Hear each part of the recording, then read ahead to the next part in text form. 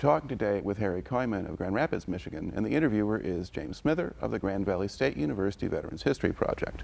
Now, Harry, can you start us off with some background on yourself, and to begin with, where and when were you born? I was born in the Netherlands in 1944.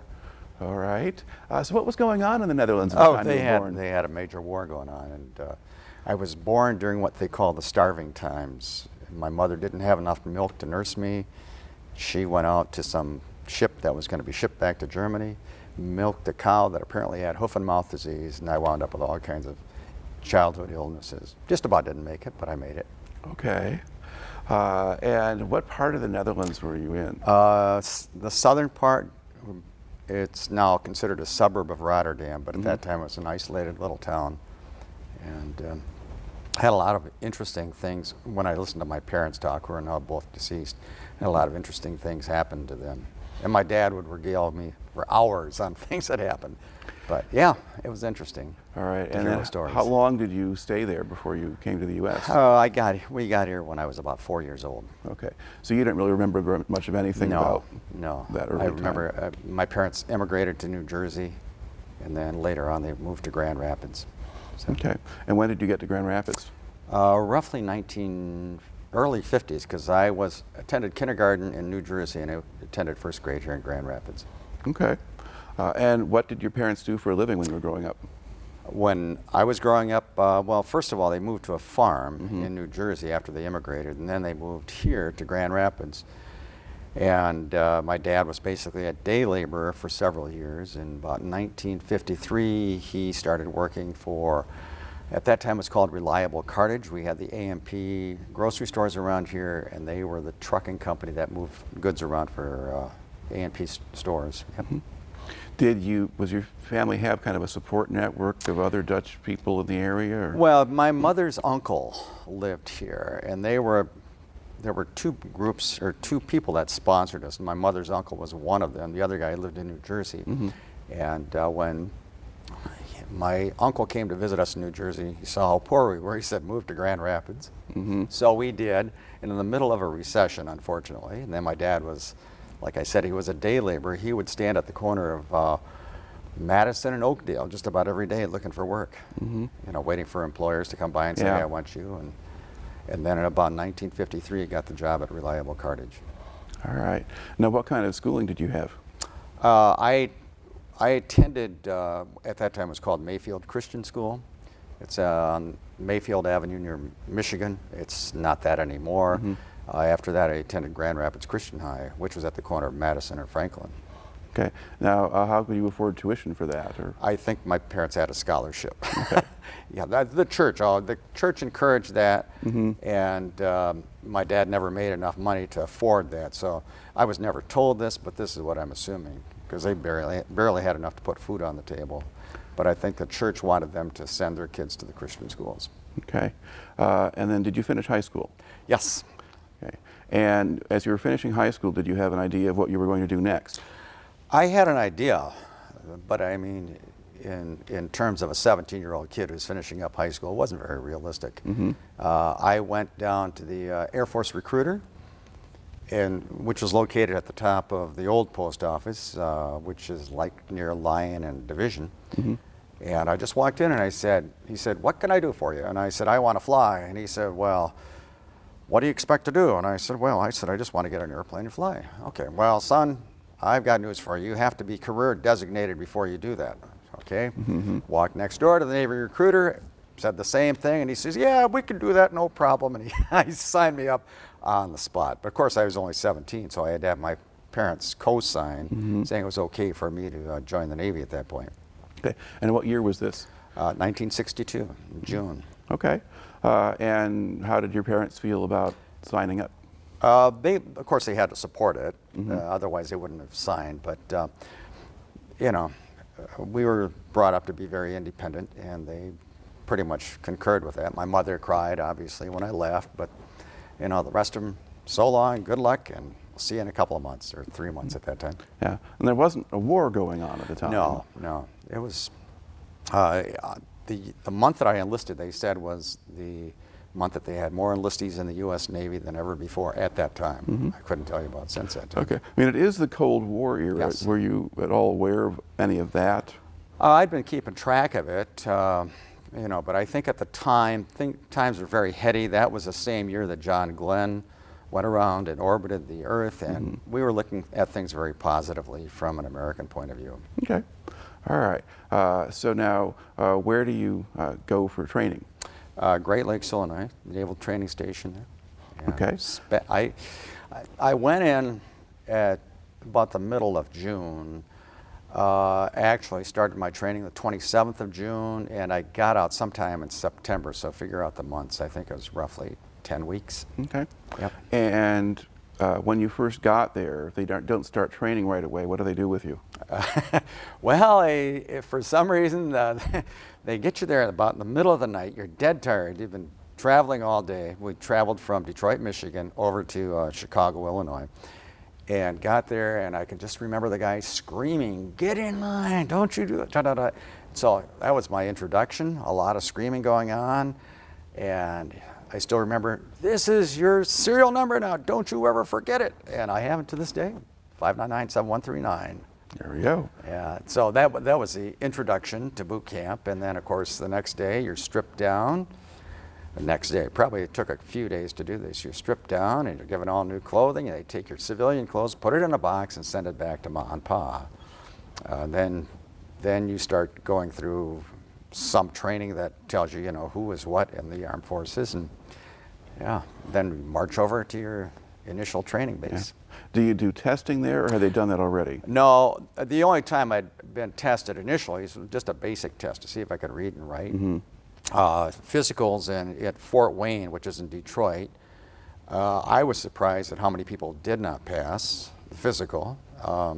We went down there with a group traveling all the way through Michigan because there were no expressways in that period of time, and we went through and basically had our physical the next day, had the basic test, can you read, write, and do the rest of this, and then when we got to Great Lakes, that's when you were given your aptitude test.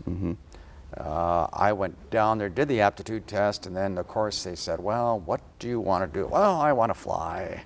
So he said, oh, okay, well, we'll put you in the aviation part of the Navy. And then he said, here's all the different categories that are in naval aviation. I said, which one fly? All fly. They all fly. Well, which is not true, but I fell for it, hook, line, and sinker. And then he says, well, you did really well in electronics, so let's make you an aviation electronics technician. So I went through boot camp and went into the aviation electronics school, and then that's another story. All right. Now, with the boot camp, what's the purpose of it? What do they want to do with you over the course of that time? Well, they want to take you from a civilian mindset, which is, I was a kid, I just, I was interested in girls, hanging around with my buddies in cars and stuff like this. And they made you think as a group. Everything you did affected the entire group. So if I was gigged for not shaving properly, then the entire group would suffer. I'd have to do my own penalty for that particular thing, but the whole group is penalized. And they try to make you think as a group rather than as an individual. So what the group did was more important than what I did as an individual.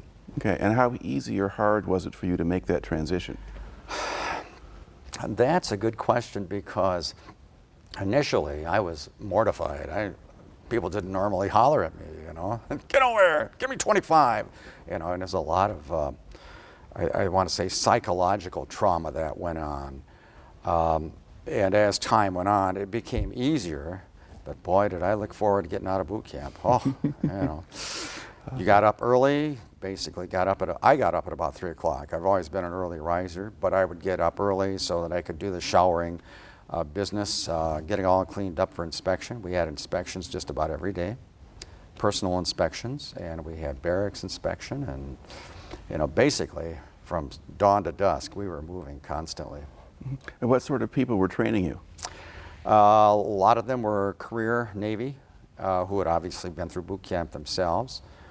We had a Navy chief, World War II veteran, who was training us, and he was a nice guy, but we were his first company. I heard from people that went in after I did that he really became tough leader, I guess is a polite word to use. But he was a good guy, you know. All right. And then how much physical training did you get? Oh, lots. I went in, 6'2", weighed 160 pounds, so I was basically a beanpole. When I got out, I weighed 180 pounds and put on a lot of muscle. So we got a lot of physical training. I don't remember this exactly, but I think what happened was in either the morning or the afternoon, we did a lot of schoolwork, textbook kind of stuff, and then the afternoon we did a lot of physical training. Anything from obstacle courses on. And were there people who would wash out or just go away? Yeah, quite a few. I think we wound up with roughly 1/3 of the original company. And there were different reasons. I remember one young man, his father died the first week of boot camp, and he had a hardship discharge. A couple of kids actually tried to commit suicide during that period of time. So for a 17-year-old, you see this and you go, whoa, you know, that's a tough thing to see. And other kids, because they didn't pass written tests or they couldn't pass their physical tests, they weren't all washed out. They were what they called set back. You got set back a week or two or whatever it called. So they eventually went through boot camp, but not with the same group. But at this point in time, they're getting a lot of recruits, so they have more than they necessarily need. Sure. They can afford to be pickier and weed people out. Very picky. Might be different a few years later. But, Yep. all right. So and then that goes on. You finish that then in September. What do they do with you next? I went home on leave, went to my recruiter, complained. I said, hey, this is not the way I thought it was going to be. And he said, well, if I would have told you that, he says, you probably wouldn't have gone into the service. I said, yeah, you're right. So I was home for about 2 weeks and left. And then I was stationed at Memphis, Tennessee for training. I was at Memphis from sometime in September through about the first week or so of March of '63. Okay. That was during the Cuban Missile Crisis that I was down there. All right. Describe a little bit what the program was that you were going through in Memphis. It was basically 8 hours of electronics. We started off with the very basic, and then it got more and more complex as we went on. After we completed how many months would that be? Several months of training that we had down there. Then you were designated a striker, which basically meant that you were, and in my case, I was an aviation electronics technician, airman. And that meant that I already had the designation of being an aviation tech. But then I had to go to specialized schooling after that. So. And was that also in Memphis? And that's why you stay that long? No, the second phase, specialized, was at a Naval Air Station Glynco, Georgia, which doesn't exist anymore, but at that time was just outside of Brunswick, Georgia. Okay, so that's on the Atlantic coast then. Yes, correct. Yep. Okay. Now, talk a little bit about when the Cuban Missile Crisis happened, that's like October of '62. Yes. How did that affect you? Well, we had an idea that something was happening because we were all told the president's going to speak tonight. In that case, it was President Kennedy, and they told us that to watch out for stuff that was going on. And the next day, I woke up, and we lived in cubicles at that time. There were 4 of us that lived in a small cubicle. We each had our own locker, and I was always the first one up. And I was going to put my feet on the ground, and I looked down, and it looked like something was moving below my feet. What the? So I went over, and I switched on the light, and there were soldiers in sleeping gear that had just slept on the floor. They came in overnight. I never heard them. I slept through the whole thing, and there they were. And I said, oh my gosh. And then I went to regular classes. We had 8 hours of electronics a day. And after that, I went over to the airstrip.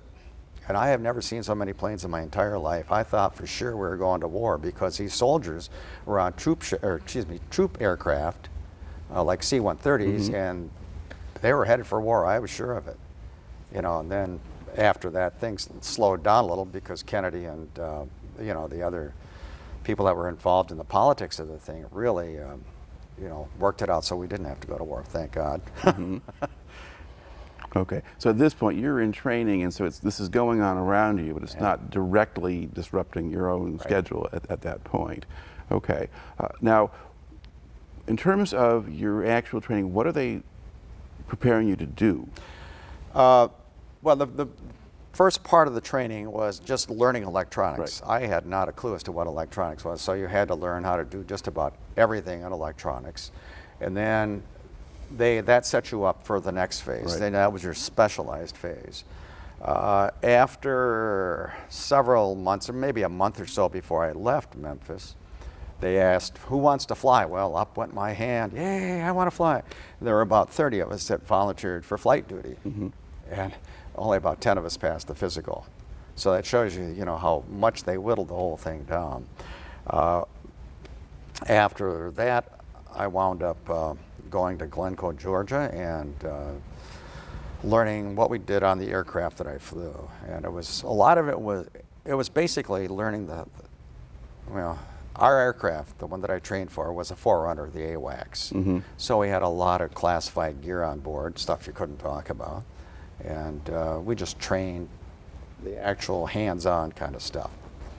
So. All right. Now, you're living in Memphis and then in Georgia in the early 60s. This is a time that was pretty interesting in terms of social issues and civil rights and so forth. Sure. And how much of that did you notice at all while you were down there?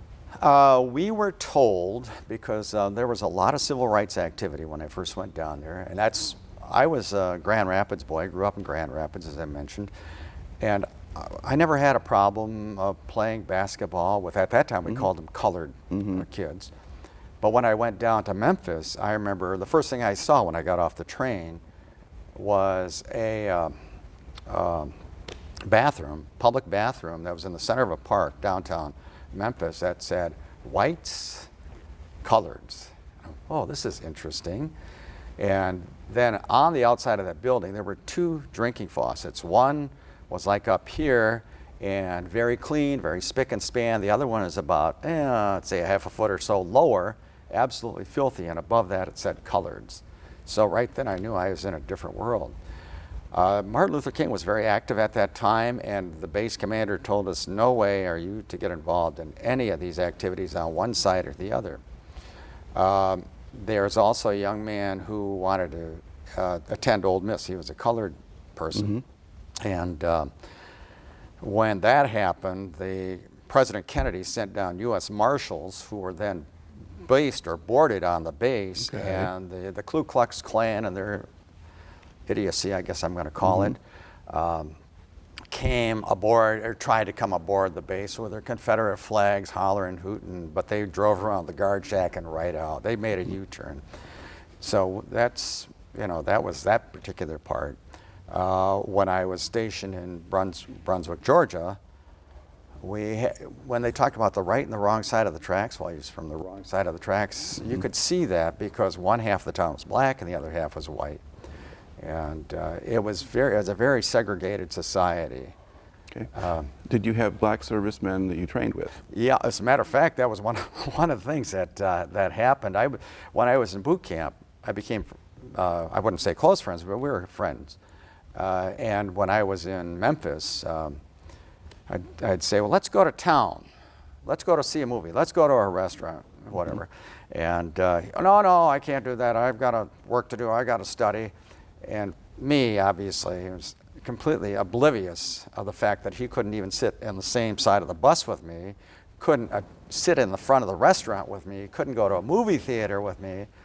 That's all oblivious of the whole race thing that I was. I just looked at him as an individual rather than a colored person, yeah. Okay. Now, when did you finish the training in Georgia? June of '63.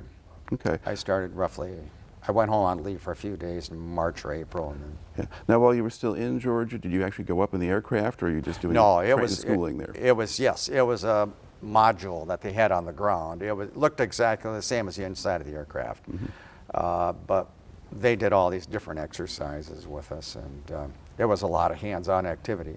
But all of our stuff was so classified. We couldn't take books back to the barracks and study. We had to study them there, and if you took them out of the classroom itself, you had to sign out for this thing. So, yeah, that's. All right. And was this sort of radar detection to spot other aircraft, or? Yeah, that was most of it. We also had something called electronic countermeasures, which at that time was the Soviet Union Soviet Union would, what's the word I'm looking for?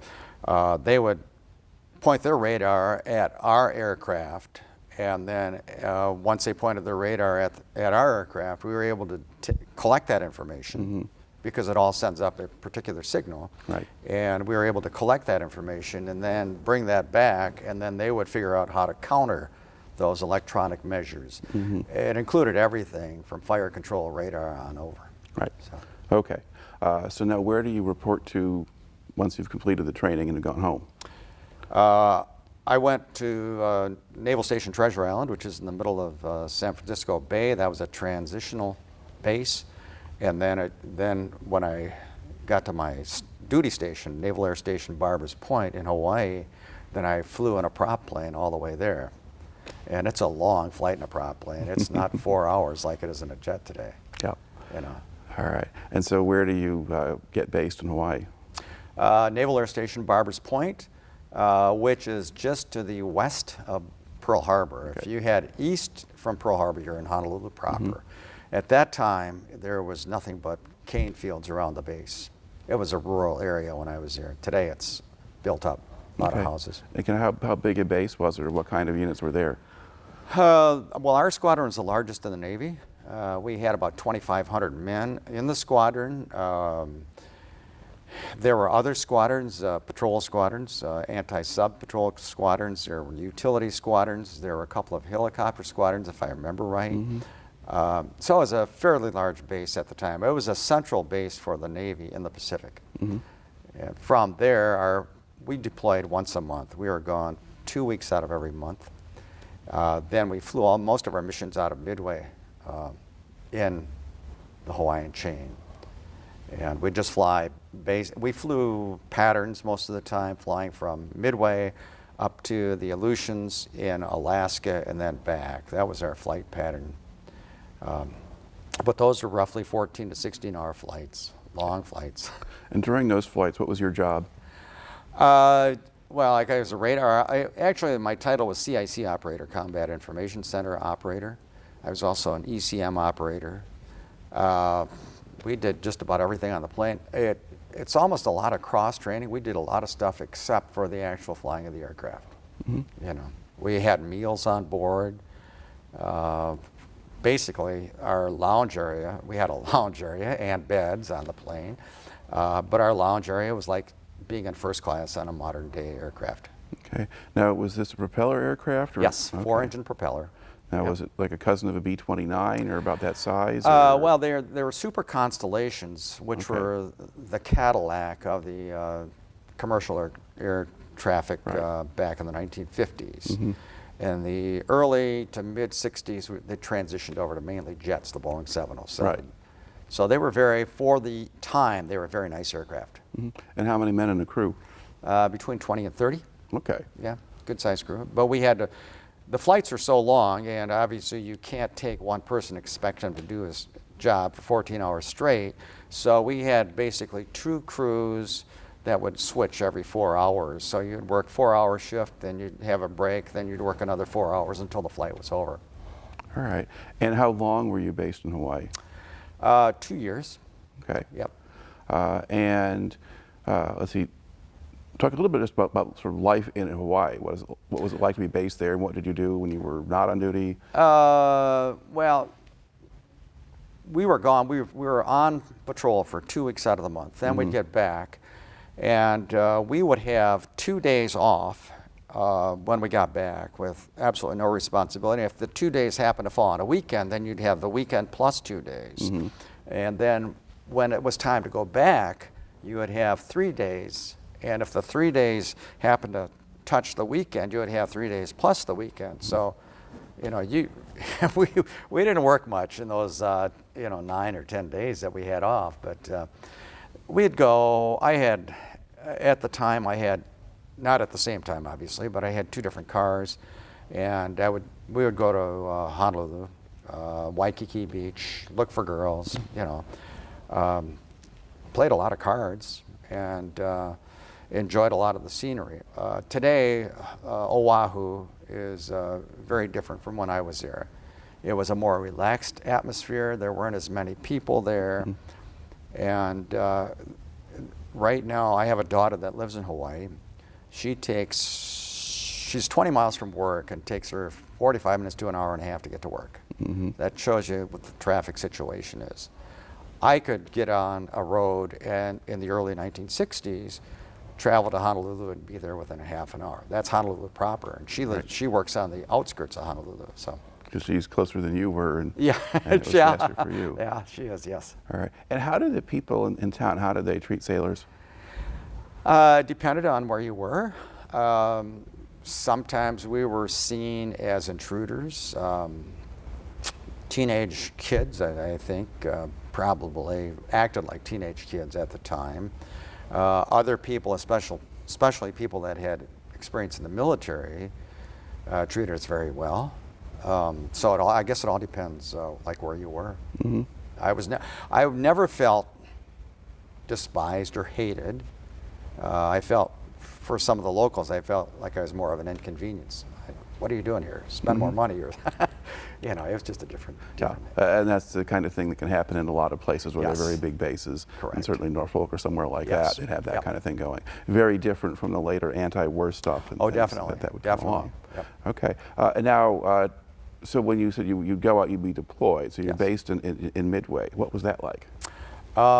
There wasn't very much to do. There were a lot of Goonie birds there. As a matter of fact, bird strikes is when your aircraft hits birds on takeoff or landing were numerous. The birds didn't care whether you're an airplane or an individual. They flew in front of you. But they would, in 2 weeks' time, we would have 100 hours in the air. Now, that didn't include pre-flight and post-flight, because then you're talking anywhere from 2 to 3 hours getting the plane ready for flight. And then after you come back, then you have what they called a debrief, and you had to take all the stuff that you put on the plane off the plane. So once we got through with that flight and post-flight, pre-flight, then that time was ours. But by that time, we were dead tired. We did a lot of sleeping. You know, we'd sleep, fly, and that's basically it. We had a movie theater on base. We had a TV station, but it didn't amount to much. It was just, here's the weather for it. It's kind of boring, to tell you the truth. But there were bowling alleys. Midway was a fully occupied base at the time, so there were a lot of people, military people, that brought their families there. The high school students needed somebody to play for the sports, because you couldn't fly 1,500 miles back to Oahu. And they basically took us, because we were nothing more than teenagers, and they'd say, okay, crew 21, you're going to play the high school today. So the kids that were in the high school played, you know, servicemen. They weren't very much older than they were. All right. So the island isn't quite as tiny as a place like Wake Island or something. No, it's a little bit bigger. The military runways were the longest thing on the island, obviously. The housing was very clustered. You had where your people like me who were not married lived in barracks. In our case, we lived in an in-flight barracks, which was close to the airstrip. Other barracks were a little further away. There was enough to keep you busy. You know, it wasn't. We would go swimming, do a lot of different things. Yeah. Now, would you fly out of any place other than Midway? Basically, we'd fly up to the Aleutians, and if we had engine trouble, or if we had to deliver something, or we'd land at Adak, Alaska, and occasionally it'd land at Kodiak, Alaska. But that was when I landed in Adak, and I think I did about 3 different times. It was always winter, and I'm a Michigan guy, so I'm used to winters. But I've never seen winter so cold. The wind just blew, and I remember one time they said, "Kooyman, get up there and fill up that aircraft, you know, gas it up." And I was standing on the wing of the aircraft, and the wind was blowing on horizontal, blowing snow, and I was in fall weather gear. It wasn't the light flight suit. And it felt like somebody was taking an ice pick and just, that's how cold it was. Very, very extremely cold. So you're glad you weren't based there? Yes, exactly. But I've got a grandson who is now up at Fort Wainwright. All right. So now you're there, so the kind of start date and end dates for the deployment to Hawaii, when were those? When did you get there? When did you leave? Oh, you mean when did I actually? For Hawaii. I got there in June of '63, and then I left either March or April of '65. Okay. And the reason I left is not my choice. The squadron was decommissioned. Okay. Now, during that time while you're out there, things begin to get interesting in Vietnam. Yes. The Tonkin Gulf incident happens in the fall of '64. Did any of that have any ripple effects for what you were doing? Yes. When the Tonkin Gulf first happened, they said, you're confined to base, because basically one of the things that we did was we directed or vectored aircraft into combat situations. And we were sure we were going to go, and they'd say, you're staying on base, nobody's allowed to leave the base. I forget the time frame, but a day or so later they'd say, you can leave the base, but you have to come back within 4 hours. And then after that, you can leave the base, but you have to be able to get back within 24 hours. And so it de-escalated from that particular point. They didn't know what they were going to do with us at the time. Later on, they used the same aircraft that we were flying to do a lot of the stuff that we were trained for in Vietnam, but that's after it escalated. Right. Okay. But in the meantime, then, because anything else that kind of stands out in your memory about the time you spent based in Hawaii? I was there during John F. Kennedy's assassination, and we were flying patrol. And in the military, you don't sit there and listen to radios and say, oh, something's happening here. We took off early in the morning, which would have, I'd say 9 o'clock in Hawaii. I don't know if that would put it in Dallas. But we left, took off, and came back later on in the afternoon after we'd flown a patrol. And when we got back, it was rather strange, because normally somebody's out there. The aircraft was a very tall aircraft. You couldn't just jump off it. We came back, and normally somebody would push a ladder, a movable ladder, up to the aft end of the aircraft, and nobody was there. So the pilot called, nobody responded. And I was the youngest guy on the aircraft. Kooyman, get down there and bring us a ladder. Well, you had this huge rope that was literally, it was clipped to the inside of the aircraft, and you'd have to shinny down the rope.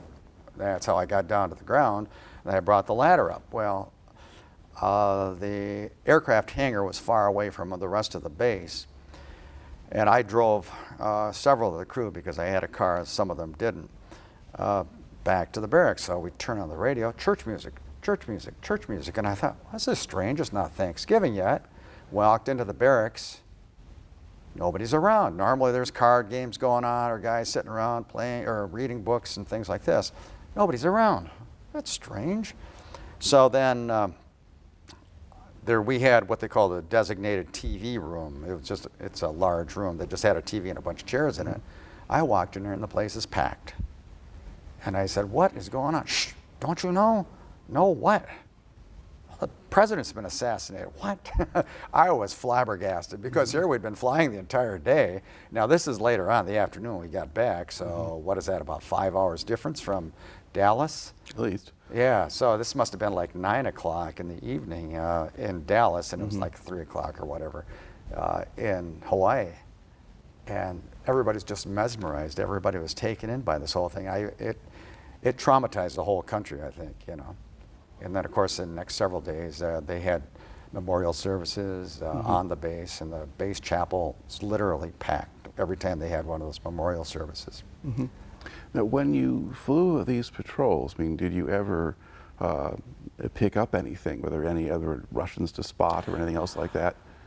Yeah, pretty much, but it was a cat and mouse game. The Russians they had a very large aircraft. I guess the Russians still use it. It was called the Bear.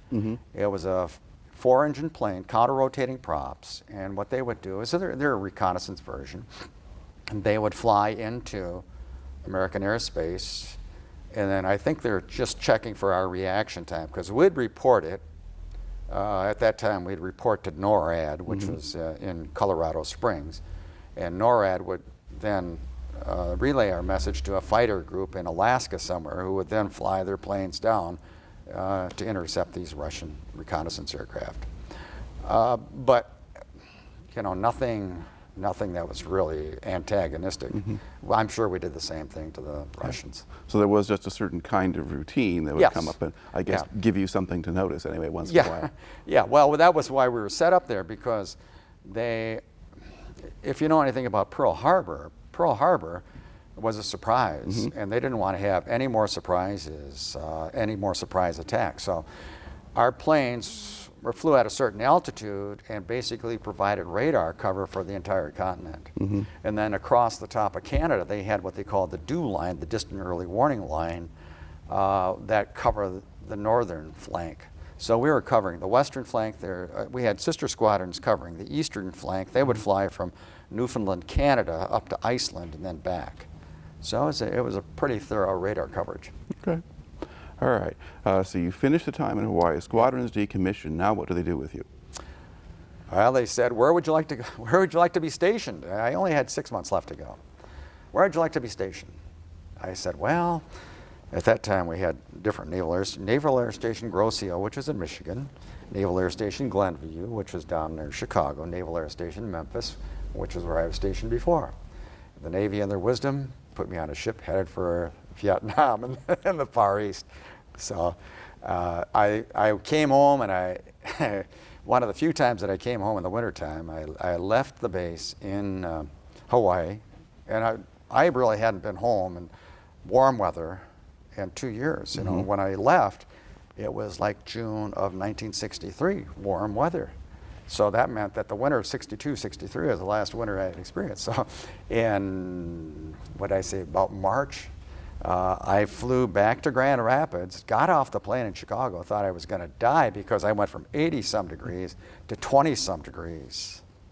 You know, and I was not used to cold weather at all. So I spent a week or two at home and then went back. Because when you're in the service, you don't know, and we knew we were going into Vietnam. But when you're in the service, you don't know whether you're going to come back alive out of situations. So I thought, well, let's go see Ma, Dad. And I had a girlfriend at the time, who's now my wife. And, you know. So what did you know about Vietnam at that time? Well, other than what we heard in the news, we knew that it was escalating. We knew that, you know, the Viet Cong were, it was 1965, so you're not talking 67 or 68 where you had an awful lot of combat activities. But we just knew that the chance was there of the Viet Cong or the North Vietnamese, which we had no idea where they were at the time. You know, we thought, well, something could happen. And that was about the extent of it. It wasn't, oh my gosh, we're going to go there and die. Not that kind of an attitude at all. Okay. Now, what ship do you get assigned to? The USS Bennington, which was designated a CVS-20, basically an anti-sub squadron, and on board that. Okay, this is an aircraft carrier. Aircraft carrier, correct, yeah. All right. And when did you join them? About a week or so after I got back. Once again, we're talking about the March, April. Okay. So spring of 65. 65, yes. Yeah. Okay. Yep. And where did you join them? Were they In Pearl Harbor. Okay, so they were at Pearl. So Yeah, there's the squadron that I was assigned to was actually home base out of San Diego, but they were already on the Bennington when they got to Pearl Harbor. And what squadron were you assigned to? VS-38, which is an anti-sub squadron. Okay. What kind of aircraft did they have? S-2Es, twin-engine, propeller-driven. It was, you know, effective little aircraft. They kept it for quite a few years. Okay. So now once you join at Pearl Harbor, do you go out to sea or what happens? Yeah, we left, well, it was only in Pearl Harbor for a few days because it was en route to what they call a WestPac, Western Pacific Cruise. Right. And we went from Pearl Harbor to Yokosuka, Japan. We were in Yokosuka for a little while. Then from there, we went down to the Philippines. We went to Bangkok, Thailand. And that's when I started the flights that I made. I made very few flights with a squadron because my position on board the aircraft carrier with that aircraft was that of plane captain, or sometimes called a crew chief in the Army or Air Force. Okay. And what did your duties consist of? Well, as plane captain, Yep. I was basically in charge of the entire aircraft. I had to make sure that if there was any notes that the pilot made, this isn't working, that isn't working, this is malfunctioning, I would have to make sure all those things were done. Now, I didn't do it myself, but I went to the right department and had those things done. I had to make sure that everything in the aircraft was working. You know, I'd start it up, run it up, but I never flew the aircraft myself. I flew in it, but not flying it. All right. Well, how many men did the aircraft carry? 4. Okay. 2 pilots and 2 backseat drivers. Okay. And then they kind of operate the equipment or whatever? Yes. Yeah. Well, one of the things that when I was in the other squadron, we had other search and rescue operations. A ship would go down, they'd send us, and we'd look for a ship. So I had some experience doing observation work. And when I flew off the aircraft carrier, was off the coast of Vietnam in the Mekong Delta region. I never knew why, but we would take off at dusk and then fly roughly 4 hours. So the flights weren't as long as they were when I flew out of Midway, different aircraft obviously. But then we would fly the whole coastal route, and we'd fly search and rescue patterns, and we would take pictures of any boat or any ship that was in the area. I never knew why until a few years ago, and that's because during that same time frame, the Viet Cong were discovered to have used sampans and other small boats to offload some trawlers that were carrying munitions. And apparently, right about the same time that we were there, they discovered this whole beach area just covered with guns and ammunition that the Viet Cong were going to pick up. So they wanted us to take pictures of all these little sampans and boats that were in the area at night, which is probably when they would do most of the offloading. So that was a new revelation to me. There you were. Yeah. Now, so could you actually see any of this stuff yourself? Or just detect it with equipment, or? Well, it was a lot of visual because the sampans weren't real. A lot of those weren't made of metal. Yeah. And radar only picks up metal, so we flew very low off the deck. So you're doing visual observation. The pilots are obvious. You know, you're flying low off the deck. You can't take your eyes off the instruments. You know, and these pilots were basically interested in flying rather than crashing. And they would, you know, they'd say, "Well, you see anything over there? You see anything over there?" "Nope, nope." "Oh, what's over there?" "Something's down there. Let's take a look." That's basically. So did you just have to see by whatever light is available? Yes. Yep. Yep. And you know, starlight or moonlight or stuff like this. We didn't want to get shot at any more than anybody else, so we didn't. I think that's one of the reasons we flew low. You know, flew low and for somebody that's on a sampan, probably fast. We didn't fly that fast, but. Did you ever get shot at? Probably not. Okay. Probably not. At least not that you ever noticed. Not that I ever noticed. No. All right. You know, we never saw muzzle flashes, and generally, if they had any kind of weapon on board, they wouldn't have tracer rounds because you could find where the tracer rounds were coming from. See? So, yeah. Okay. So how long were you with the Bennington? I got on it, like I said, in the spring of '65, and I got off in August of '65. Okay. And were you still out in the West Pacific all that time? Yes. Yeah. They let me. They were going back.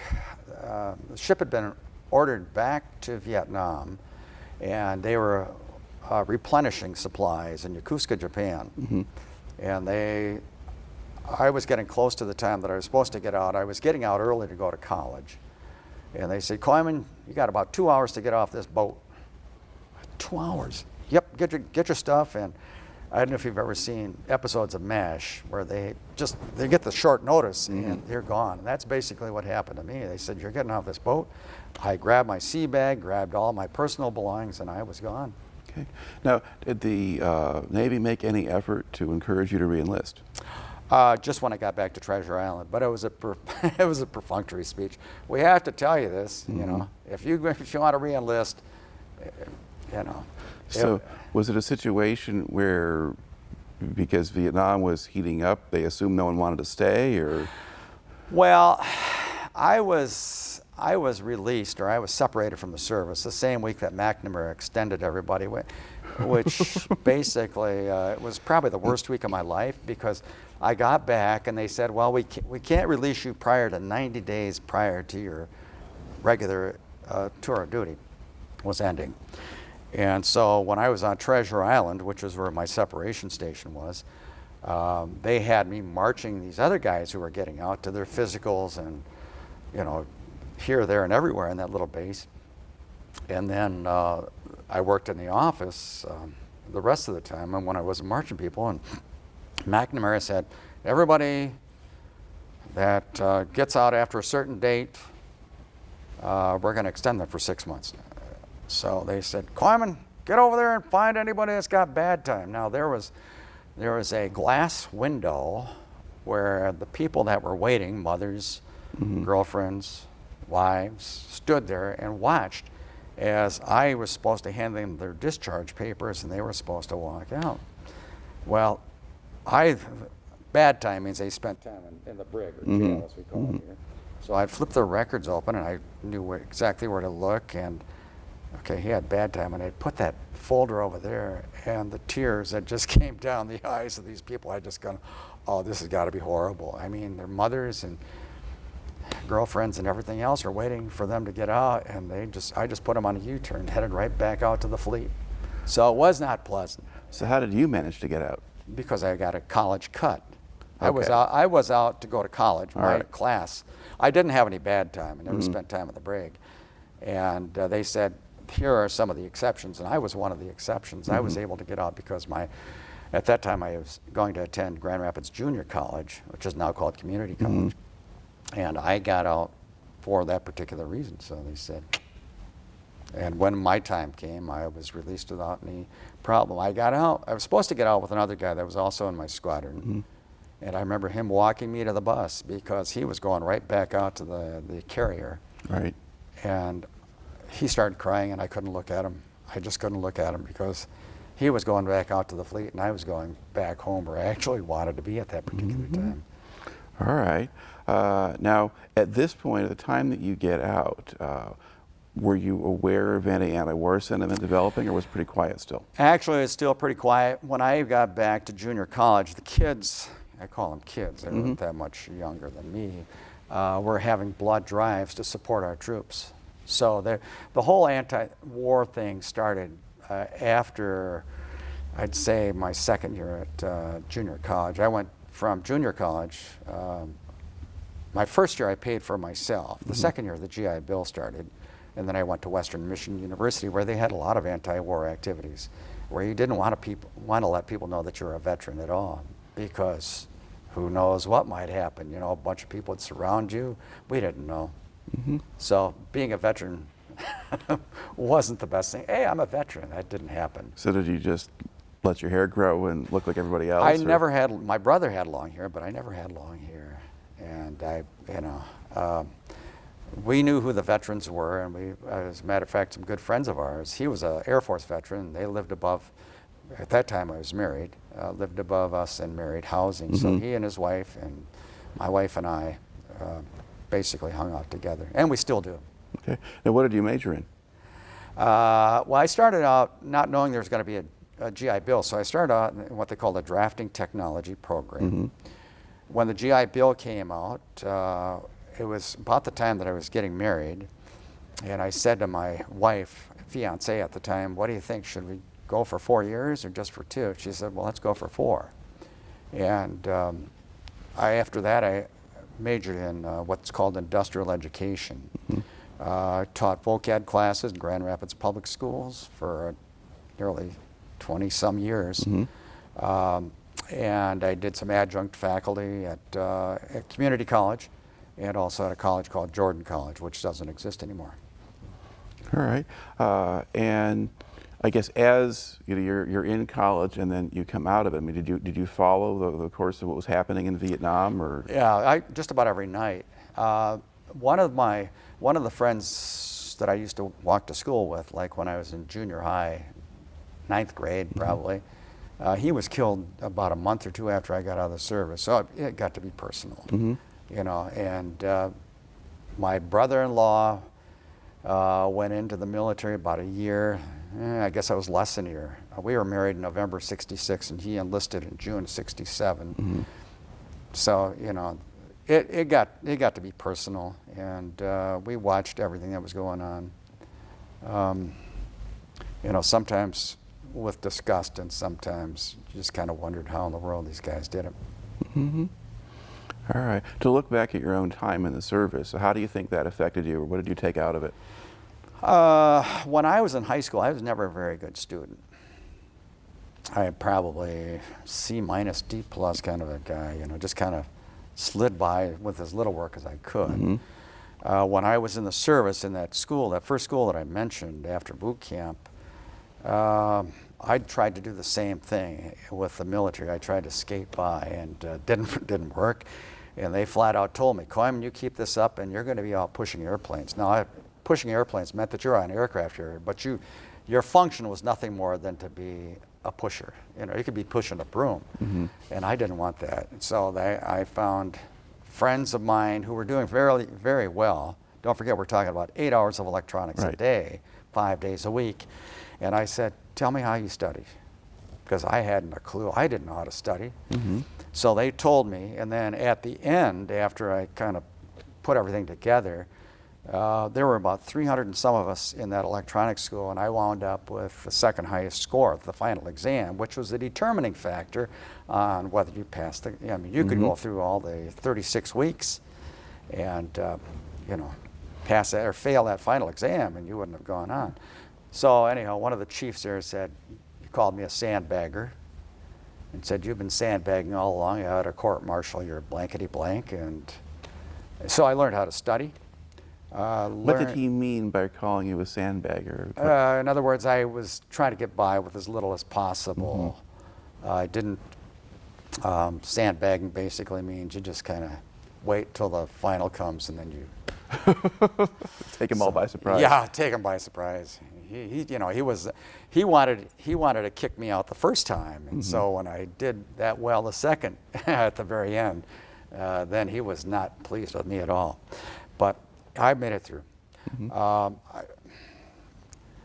think, and my wife might not. I think she probably would, but I had dated my wife once in high school.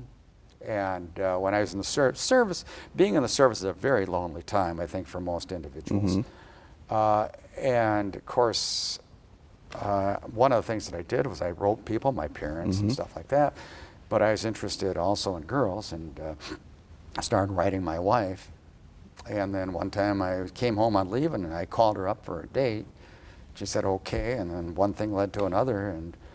But we wrote each other continuously for the 3+ years that I was in the service. Now I'm amazed because they have email and instant messaging. Sometimes it'd be 2 weeks between the time I got a letter, sent her a letter, and she got that letter, because the mail would follow you around. My post office box was in, well, my mailbox that I picked it up in, because it was a Fleet Post Office in San Francisco, but I picked up the mail in Midway or in Barber's Point. So 2 weeks, you know. Did you ever have were you ever able to call home, like from Hawaii or whatever? I called, but very little. I always called collect. I'd call my wife. At that time, we weren't engaged or anything like this, and at that time it was $1 a minute, so you didn't talk very long. You know, that's when $1 was worth a lot more than it is today. So it wasn't very often. A lot of letter writing, though.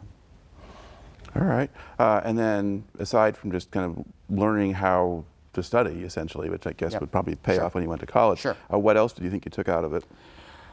Well, there's a lot of, I want to say, nebulous things. I learned really about a lot of the way a lot of different people lived. When you grow up in Grand Rapids, you're kind of isolated from the rest of the world. You think the world is like Grand Rapids. You find out it really isn't like Grand Rapids. So there's an appreciation for the individuals. I think some of the friends that I made in the service, I'm still friends with. I don't think civilians really understand that you're willing to die for the guy sitting next to you, who's also supporting you. So there's that kind of relationship. I still get together with some of those guys occasionally, and you know, you share an experience that most of the people in the country today just don't know about. They have no idea what it's like to be in the military. You know, I think a lot of civilians today think you're nothing more than a civilian with a uniform on and you carry a gun. And that's not true. It's a whole mindset. It's a whole attitude. It's being willing to die for somebody that you really aren't related to. Most people are willing to die for their kids or their wives or their brothers or their sisters, but not for some stranger down the street. Well, and it really is an experience that to most people today is foreign, but we've Yes. generated an awful lot of new veterans in the past Oh, yeah, decade or so. definitely. It's part of why we do these interviews. We want Yeah. to have lines of communication open. Sure. So I'd just like to close by thanking you for coming in and sharing your Okay. story today. All right. Thank you very much.